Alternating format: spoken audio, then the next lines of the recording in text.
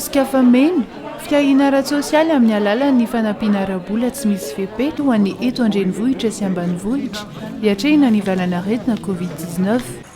Nanao fanambarana ny filoham-pirenena Malagasy ny 20 Martsa 2024, ny irosoana amin'ny Fihibohana amin'ny ampahany teto Antananarivo, Toamasina. Voakasika izany ihany koa ny tao amin'ny faritry Fianarantsoa nanomboka ny 3 Aprily 2024. Namorona tetika sara sociale anampiana tosika ireo vahoaka marefo eo amin'ny ady amin'ny valanaretina Covid-19 ny fitondram-panjakana, niarahana tamin'ireo mpiara-miasa ara-teknika sy ara-bola.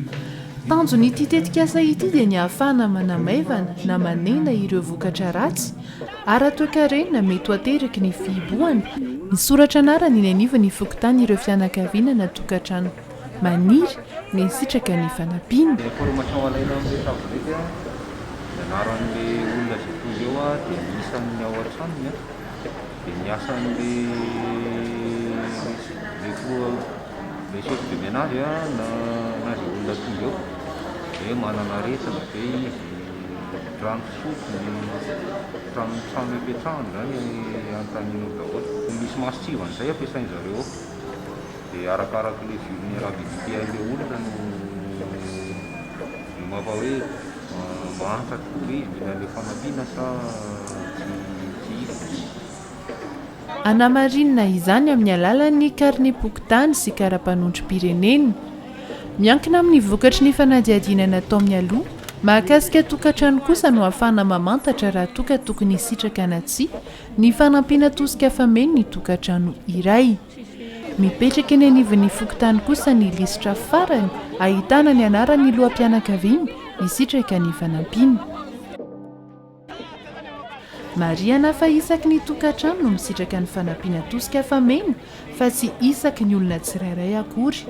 Tokantrano iray ahitana fianakaviana na ankohonana ary misy loham-pianakaviana iray.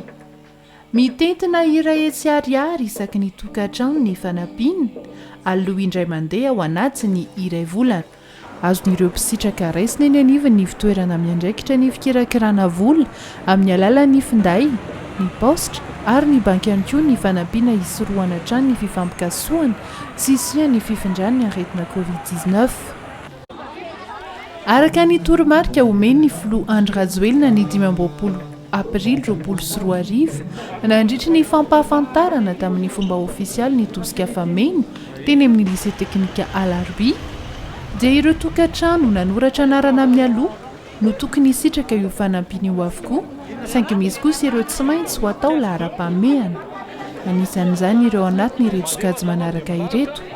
Ireo tokantrano avy amin'ireo sokajiana ho manana antonasa mifandray amin'ny fiarahamonina izay natsahatra ny governemanta araky ny baiko nomeny ny filoham-pirenena.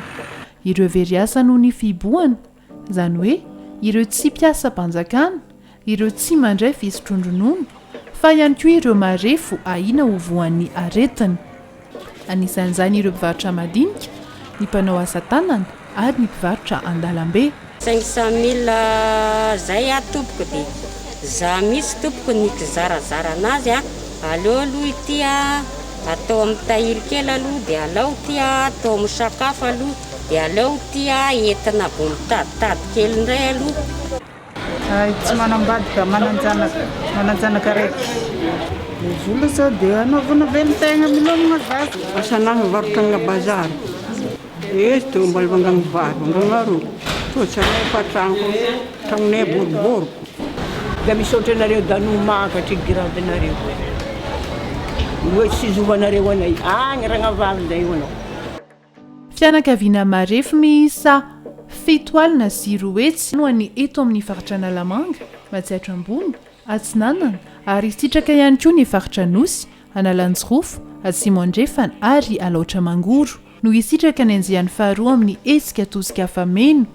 Fanohanana ara-bola iarahan'ny governemanta Malagasy sy ireo mpiara-miasa ara-teknika sy ara-bola ary farany dia ireo fokontany sy komina nahitana ireo tena marefo no atao lahara-pahamehana mandritra ny fotoana hitsinjarana ny fanampiana. Tafiditra anatiny tetikasa natanterahina ny PNUD any governemanta Malagasy tamin'ny alalan'ny fiara-miasa teo amin'ny ministeran'ny mponina sy ny fiahinara sosialy ary ny fampivoarana ny vehivavy MPPSPF, commune Antananarivo renivohitra CUA, sy ny Banque nationale misahana ny loza voajanahary BNGRC, niarahana tamin'ireo mpiara-miasa ara-teknika sy arabola.